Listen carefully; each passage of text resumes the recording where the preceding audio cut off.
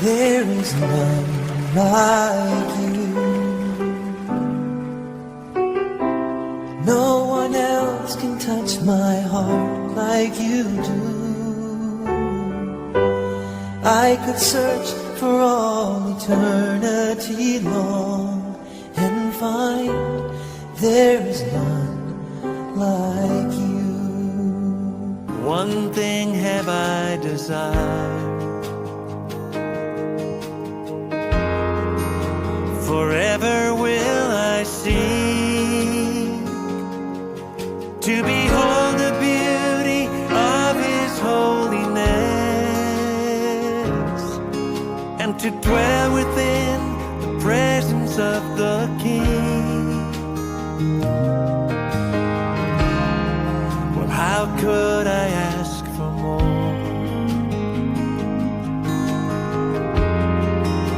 He's done so much for me, for I have tasted of the goodness of the Lord. Happy Sunday, beloved brethren. Today is the third Sunday of Easter. The gospel reading is taken from the gospel according to Luke chapter 24, from verse 35 to 48. The context of the gospel is that of the manifestation of our Lord Jesus Christ to the apostles. We know that in the gospel of Luke, the recognition of the risen Christ by the apostles took three important progressive steps. The first was the announcement of the women who went to the tomb early morning Sunday, the day of resurrection. These women had gone and found that a stone had been rolled. In Luke chapter 24 from verse 1 to 8. They met two men in brilliant clothes who announced to them that Jesus had risen. When the women came back to the apostles and informed them what they had met, the apostles found it very difficult to believe the women. The second step to present the risen Christ to the apostles was the encounter that Jesus had with the two disciples on their way to Emmaus. Jerusalem to Emmaus was about 7 miles, that's 12 kilometers. Jesus had met these two disciples as they were going back to Emmaus. And along the way, Jesus explained the scriptures to them through breaking of bread. These two disciples recognized the risen Christ. As soon as they recognized him, they went back to Jerusalem that same day without wasting time. That's Sunday evening, and communicated to the apostles that they had recognized the Lord through the breaking of bread. The third event of manifestation of Jesus himself is the account of today, where Jesus allowed himself to be seen by the apostles in Jerusalem. These three important steps taken by the evangelist Luke to announce the message of the resurrection to the apostles are very important because they help us to authenticate the fact that he is risen in a way that the human mind cannot blow it any longer.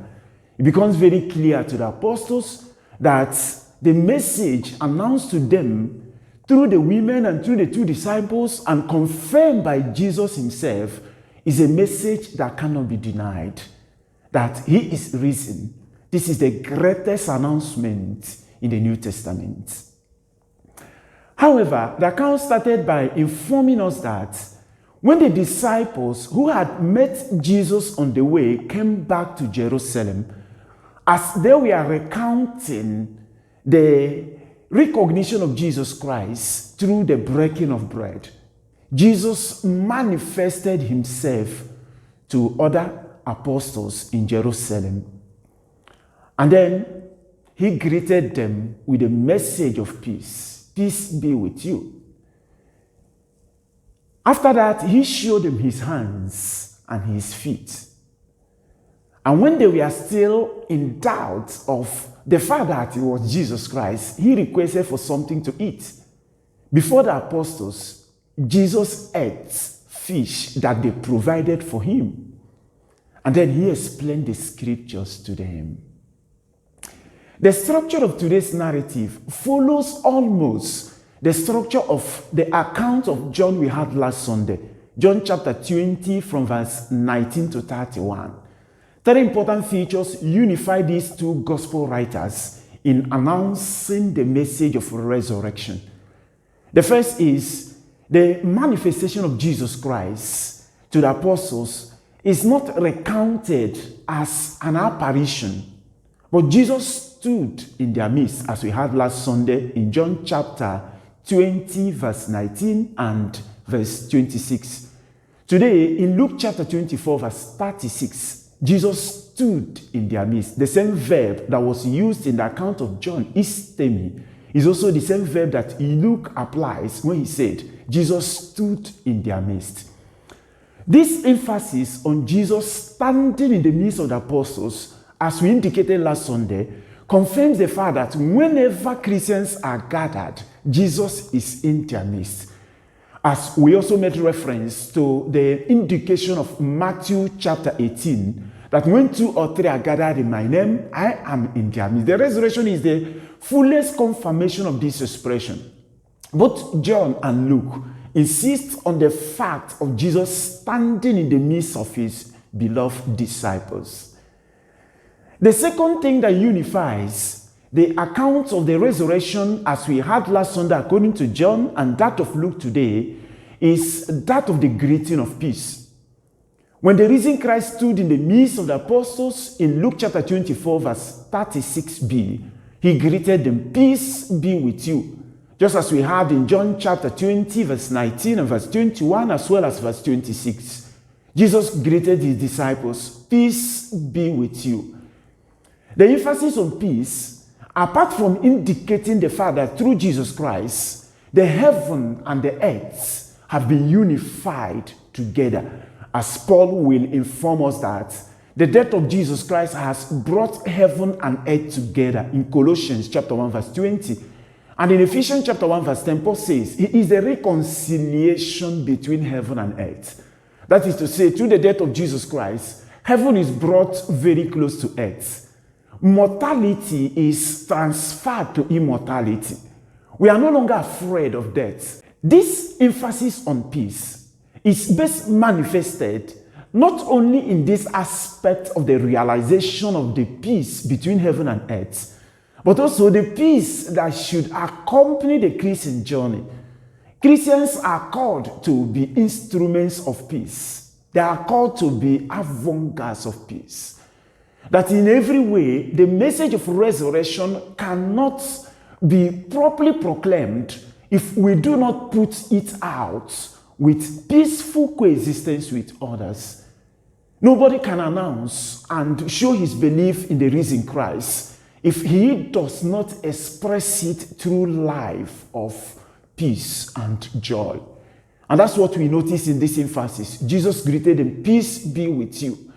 Once we're able to recognize that our faith is inextricably unified with the resurrection of our Lord Jesus Christ, the announcement of peace becomes more important in the way we recognize it. The third important feature that unifies both the account of Luke and John, as we had last Sunday, is the manifestation of the wounds of our Lord Jesus Christ. We noted last Sunday in John chapter 20, verse 20, when Jesus manifested himself to the disciples, he showed them his hands and his side. Today we notice that the evangelist Luke emphasizes that Jesus showed them his hands and his feet. Normally, one is recognized through his facial appearance. But we notice in this account of the resurrection that the level of recognition changes with the resurrection of Jesus Christ. The emphasis is no longer on the face, "Look at my face," but on the hands and the feet. "Look at my hands and look at my feet." Because of the significance of the wounds that the hands and the feet bore, they have become the real identity of Jesus himself. So Jesus manifested himself to the disciples, and in order to allow them to recognize him, he showed them his hands and his feet. Paul will let us know later that for Christians, physical appearance of the flesh may not count any longer. What counts now is how much we are associated with Jesus himself. Paul himself will tell us in his letter to the Galatians chapter 6 verse 17, my only desire is to carry in my body the marks of Jesus Christ.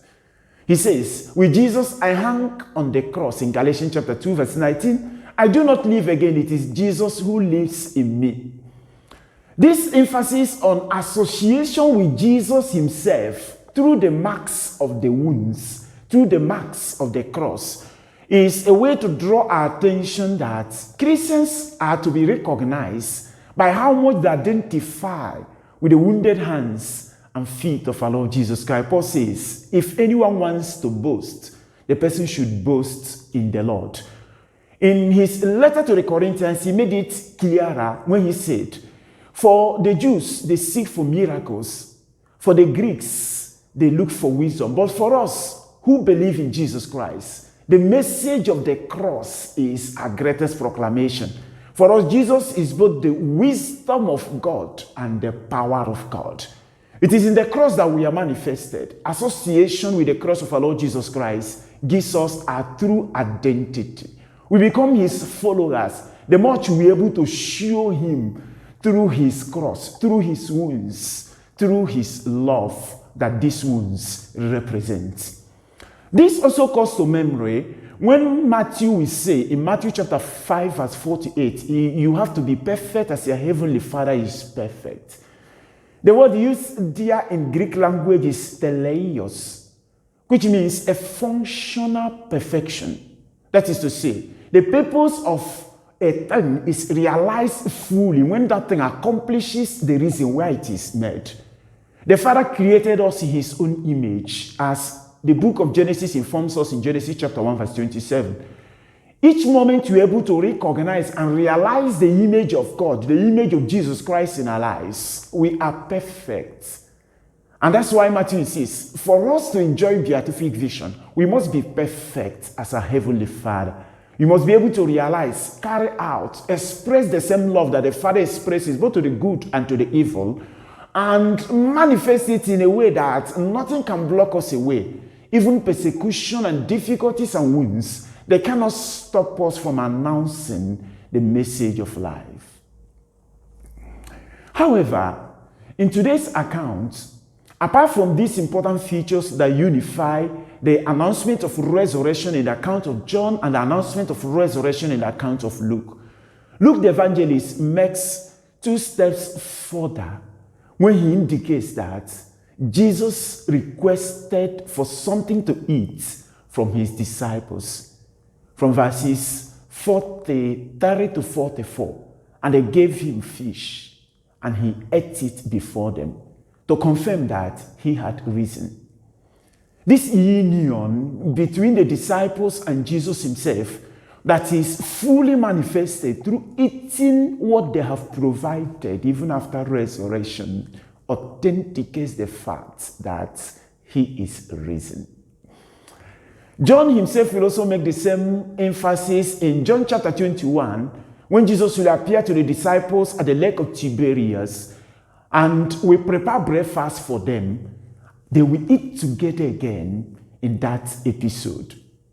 This strong relationship that is fully accomplished not only in mystical way, that is talking about realities that our minds will not be capable to understand, but expressed in simple domestic life that Jesus could eat with his disciples after his resurrection. He could share what they have provided and also provide for them in the episode of John. It intensifies the union between Jesus and his followers. He is always in their midst. He can always share their meals. He can eat what they have provided even after resurrection. This is the strongest way to authenticate the fact that he is risen and he is in their midst. Peter will take up this episode in his account to the Colonians when he's going to recount what Jesus did. He said, when he rose from the dead in Acts of the Apostles chapter 10 verse 41, we ate and drank with him. This is very significant. because it confirms the fact that nobody can take away this experience again from us. In fact, that was Peter and John before the Sanhedrin, when they wanted to stop them from proclaiming the message of resurrection. Peter said, we cannot stop talking about what we have seen and heard. It's so authentic. It is a fact that cannot be denied. Paul will say, woe to me if I do not proclaim the gospel in 1 Corinthians chapter 9, verse 16. Because he was sure of the reality and the power of the word he proclaims. Because he encountered the risen Christ even before he got baptized. The last aspect of today's gospel is the fact that Luke emphasizes that Jesus opened their minds to understand the scripture. It is significant to note that this is the third time in this particular chapter 24 that evangelist Luke is emphasizing that it was necessary that Jesus should die and rise according to the scripture. The first was in the episode of the women who went to the tomb early in the morning Sunday. The two men they met in brilliant cloth told them that was what Jesus informed them when he was on earth, that he would have to die and rise. In Luke chapter 24, verse 8. When Jesus met the two disciples on their way to Emmaus, he made the same expression that it was necessary that Christ should die and rise according to the scripture. In Luke chapter 24, verse 26, he allowed them to understand how Moses and the prophets pre-announced the death and resurrection of our Lord Jesus Christ. In this account today, Luke seals the event of the manifestation of Jesus Christ to the disciples through reference to opening their minds to understand the scripture, as it indicates that Jesus will die and rise. It is significant, first of all, to note the word he used here when he says he opened their mind. The Greek verb here is dianoigo, which means complete openness, a process that is totally and fully completed, accomplished.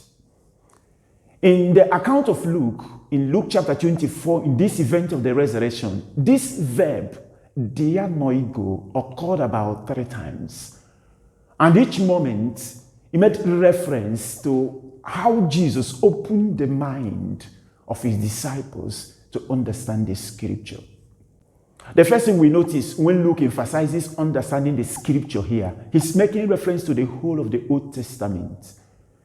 And so, if the account of resurrection brings full understanding and accomplishment of the scripture, it means that Luke wants to draw attention to the fact that through resurrection, the whole of the Old Testament, all the prophets, the book of the law, and all that had been written before the coming of Jesus Christ are brought into accomplishment. The Old Testament is read as one prophetic book that looks forward to the death and resurrection of Jesus Christ. And that's why in this last part of the account, Luke emphasizes that he must rise on the 3rd day. The key to link the Old Testament passages to the event of the death and resurrection of our Lord Jesus Christ is this last remark that Luke puts. He will rise on the 3rd day. Right from the time of Tertullian, we have come to see that the interpretation of the expression the 3rd day, as it is indicated in the Old Testament, has come to be linked fully to the resurrection of our Lord Jesus Christ. Significant events in the Old Testament took place on the 3rd day. Remember that in Genesis chapter 22, verse 5, when God invited Abraham to offer his son, it was on the 3rd day that Abraham saw the place. He looked up on the 3rd day and saw the place he was to offer the sacrifice. We notice that the first theophany, that is the manifestation of God to the people of Israel, in Exodus chapter 19, in particular verse 5, Moses emphasized that God will manifest himself to his people on the 3rd day. We also notice in the prophecy of Hosea, particularly chapter 6, from verse 1 to 2, when the prophet was inviting the people of Israel to turn back to the Lord, he said that although he has struck us, he will heal us. After the second day, he will revive us. He insisted in verse 2, on the third day, he will raise us up. The third day is recognized as a day of accomplishment, a day of resurrection, a day that God realizes his project. We already note that in the account of Jonah, Jonah stayed in the belly of the fish for 3 days and 3 nights. On the third day, Jonah saw himself in Nineveh to proclaim the gospel, an account that is often used to refer to Jesus Christ as the sign that was pre-announced by Jonah himself. And Jesus realizes this sign through his death and resurrection. We finally notice that when the Queen Esther prayed for the liberation of the people of Israel, who we already condemned through Haman in Esther chapter 3 and chapter 4, especially in chapter 5, it was on the third day that Esther went to the royal presence after she had completed her prayers. Her prayers were heard on the third day, and God manifested his power. The people who had already been condemned became liberated, and Haman himself was condemned to death. So the theology of the third day is very strong in the Old Testament, and it picks up the images that we note that are very significant in the progressive realization of the project of God for his people. These images look forward to Jesus Christ as the final accomplishment of that emphasis on the third day. He is the raised sacrifice of God that was prefigured in the sacrifice of Isaac. He is the fullest manifestation of the power of God that was realized, prefigured in the theophany in the desert. That Jesus himself is also the realization of the elevation of the human race that Hosea announced. Although he has struck us, on the third day, he will raise us up again. The final aspect of this opening of the mind can best be understood when we look to the 2 prophetic books that waited strongly for the Messianic age. The first is the prophecy of Jeremiah chapter 31. From verse 31 to 34, Jeremiah announced the establishment of a new covenant. Time will come when I'm going to establish a new covenant with the house of Israel. It will not be like the old covenant which they did not obey. This time around, I'm going to open their hearts and write my law in their hearts. Every one of them will know me. There will be no need for neighbor telling neighbor to recognize and obey the law, but because they will know me from their hearts. It is also the same thing we recognize in the prophecy of Ezekiel chapter 36, verse 26, when Ezekiel says, I'm going to remove their heart of stone and give them a heart of flesh. The emphasis on the heart of flesh that will be filled with the Spirit of God creates room for us to understand this opening that is full, transformation of the heart. We know that in Semitic culture, the heart is the seat of knowledge, the seat of decision. So when Jeremiah says, I'm going to write my law in their hearts, it's a kind of, I'm going to open their head that they will understand my law. I'm going to inscribe my presence in their being. They will understand me. The same thing that is also noticed in the prophecy of Ezekiel, when he says, I will change their heart of stone into the heart that does not listen, I will change it. The heart that had not perceived properly, that had not recognized, I will change it. It will become a heart of flesh that will be able to recognize and announce the message of the Lord. So this transformation that we already indicated in the Old Testament, through the opening of the mind of the disciples and the capacity to understand the scripture, brings to realization the prophetic announcement of how the Messianic age will look like. I will change their heart of stone. Jesus today entered into their mind and broke open the difficulties they had had in understanding the scripture. Now the disciples will understand the scripture and be able to be empowered to announce the scripture. And that's why as soon as this event is over and after the reception of the Holy Spirit, they will stand firm in every condition to announce what they have seen and heard. Nobody can take it away from them again. They will announce it in such a way that in the midst of persecution and the threat of various kinds to their life, they will stand very strong because they have been communicated the power to understand the scripture. Now they bear in their hearts the message of the risen Lord, accomplishment of the whole scripture. On this note, beloved brethren, I wish all of you a happy celebration of the Word of God and a happy Sunday. Peace be with you. Lord, let your face shine on us. Lord, let your face shine on us. When I call, answer me, oh my just God.